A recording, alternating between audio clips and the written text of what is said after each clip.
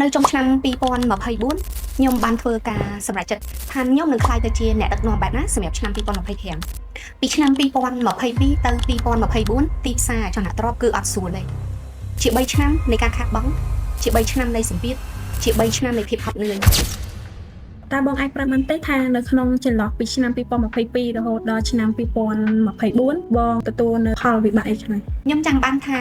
យុគមួយនៅថ្ងៃនោះនៅពេលដែលក្រុមការងារគាត់ចាក់ចេញទៅខ្ញុំក៏បើក database ខ្ញុំឃើញ stock ដែលលក់មិនចេញជាច្រើននៅក្នុង database មានចំនួនតម្រូវការគឺតិចតួចហើយ deal ដែលកំពុងតែធ្វើគឺពីមួយថ្ងៃទៅមួយថ្ងៃម្ដងហើយម្ដងទៀតនៅយប់នោះខ្ញុំសួរសំណួរស្មោះត្រង់ទៅខ្លួនឯង3សំណួរតើខ្ញុំត្រូវផ្លាស់ប្ដូរបែបណាតើខ្ញុំត្រូវទម្លាក់ចោលអ្វីខ្លះតើខ្ញុំមានទំនួលខុសត្រូវទៅដឹកនាំក្រុមការងារឲ្យដើរទៅមុខបែបណាពេលហ្នឹងចំណុចដែលសំខាន់មួយបានលេចឡើងខ្ញុំដឹងថាខ្ញុំអាចគ្រប់គ្រងទីផ្សារបានទេប៉ុន្តែខ្ញុំអាចគ្រប់គ្រងការគិតខ្ញុំអាចគ្រប់គ្រងយុទ្ធសាស្ត្រខ្ញុំអាចគ្រប់គ្រងខ្លួនឯងនិងអាចគ្រប់គ្រងការចំណាយបានដូច្នេះពេលព្រឹកឡើងយើងក៏មានការប្រជុំក្រុមការងារមួយចាខ្ញុំក៏បានប្រាប់ពួកគាត់ថាយើងមិនជឿជាក់ថាទីផ្សារវិលត្រឡប់មកវិញក្នុងពេលឆាប់ៗទេហើយយើងក៏មិនមានជំនឿចិត្តថានឹងបង្កើតលទ្ធផលដ៏លឿនមួយដែរឆ្លងកាត់រយៈពេល3ឆ្នាំដ៏លំបាកដូច្នេះជាពេលវេលាមួយដែលយើងត្រូវរៀបចំផែនការដ៏ហ្មត់ចត់មិនមែនដែរយើងក៏ចាប់ផ្ដើមមើលខ្ទង់ចំណាយមួយជួរ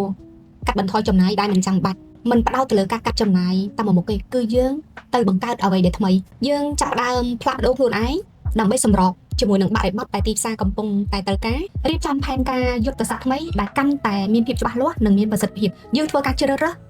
ដើរទៅមុខជាមួយនឹងគោលជំហរហើយនឹងធម៌ពលវិជ្ជមានដូច្នេះនៅក្នុងឆ្នាំ2025យ៉ាងម៉េចដែរបងសម្រាប់លទ្ធផលរបស់វាតាមពិតទៅឆ្នាំ2025នៅតែជាឆ្នាំដ៏លំបាកសម្រាប់វិស័យចលនាទ្រព្យនិងសេដ្ឋកិច្ចនៃប្រទេសកម្ពុជាប៉ុន្តែដោយសារយើងអនុញ្ញាតឲ្យខ្លួនឯងទៅជ្រើសរើសក្នុងការប្រឈមមុខជាជាងនឹងភាពភ័យខ្លាចជ្រើសរើសយុទ្ធសាស្ត្រជាជាងអារម្មណ៍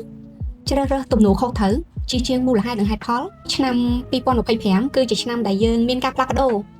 ពីខាតទៅទទួលបានប្រាក់ចំណេញវិញអញ្ចឹងខ្ញុំរៀនសូត្របានថា